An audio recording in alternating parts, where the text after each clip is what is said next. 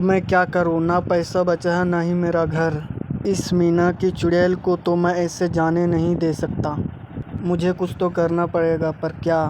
कालू अपने पुराना दोस्त चमन से मिलने जाता है। मेरे लंगोटिया यार कालो, बड़े दिन बाद आना हुआ। मैंने तो सुना था कि तू सब गलत काम छोड़ दिया और तू शादी करने के लिए दूसरा शहर चला गया। कहाँ है तेरा बीबी, मुझे मिलवाएगा नहीं? अरे हाँ हाँ, जरूर मिलवाऊंगा। चल मेरे साथ चमन, मैं तुझे अपना घर ले चलता हूँ। अरे जरूर, चल कालू। कालू चमन को अपने घर के बाहर ले जाकर खड़ा कर देता है। चमन से कहता है, जा चमन, तेरा भाभी घर के अंदर है।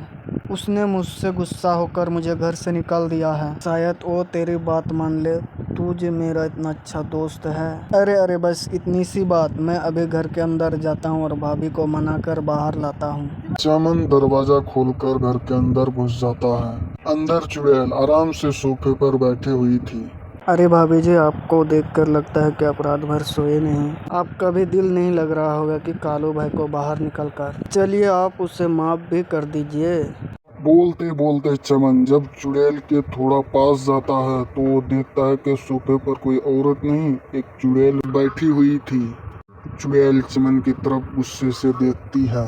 बेवकूफ, तेरी इतनी हिम्मत, मेरे घर में मेरे बिना इजाजत के घुस आया और मुझसे बकवास कर रहा है। अगर तू सचमुच कालू का दोस्त है तो तुझे भी ऐसे शायद घर से निकालना पड़ेगा, जैसे मैंने उस कालू को निकाला था। थोड़ी देर में चुड़ैल चमन को भी उड़ाकर घर से बाहर फेंक देती है।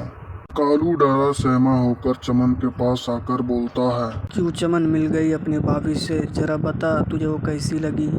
कालू के बच्चे, तूने मुझे बताया क्यों नहीं कि अंदर चुड़ैल है? मैं तो बाल बाल बचा हूँ। ये सुनकर कालू चमन को सारी बात बता देता है। इस तरह मीना चुड़ैल बन गई और वो अभी मेरा ही घर में मुझे नहीं जाने दे रहा है। मेरा सारा पैसा हड़प कर बैठा है। ये सब तेरे ही कर्मों का फल है कालू।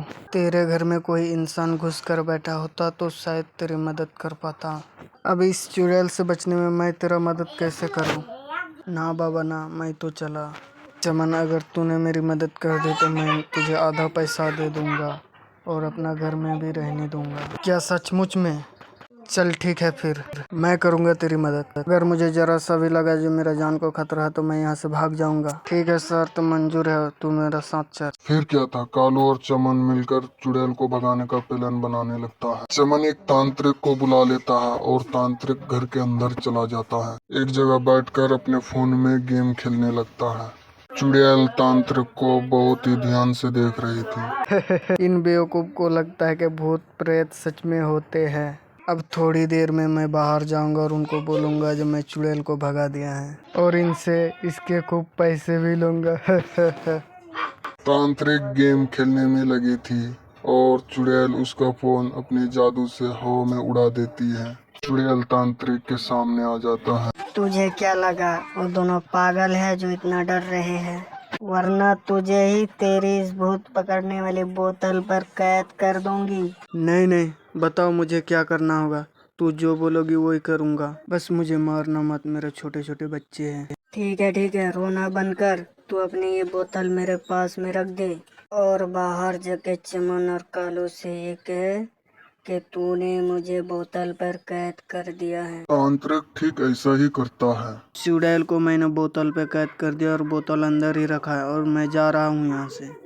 अरे लेकिन आपको अपने पैसे नहीं चाहिए? वो मैं बाद में ले लूँगा, अभी मुझे कहीं जाना है। कालू और चमन घर के अंदर खुशी खुशी जाते हैं और बोतल को उठाकर ध्यान से देखने लगते हैं। अरे चमन, बोतल में कहीं चुड़ैल दिख नहीं रहे, ऐसा क्यों? ऐसा इसलिए मेरे कालू भाई, वो चुड़ैल ठीक हमारे सामने खड़े हैं। चमन जल्दी से वहां से भाग जाता है। इससे पहले कालू भाग पाता, चुड़ैल उसे बोतल में अपने जादू से कैद कर लेता है। अब आया ना मजा, अब हुआ है मेरा बदला पूरा। अब मैं तुझे इसी घर में सजा कर रखूंगी, हमेशा अपनी आंखों के सामने। तुम हमेशा इसमें कैद रहेगा। मजा आ गया। कालू को बोतल में बंद करके टेबल में सजा के रख देती है। शाम से उस घर में करोड़पति की तरह रहने लगती है।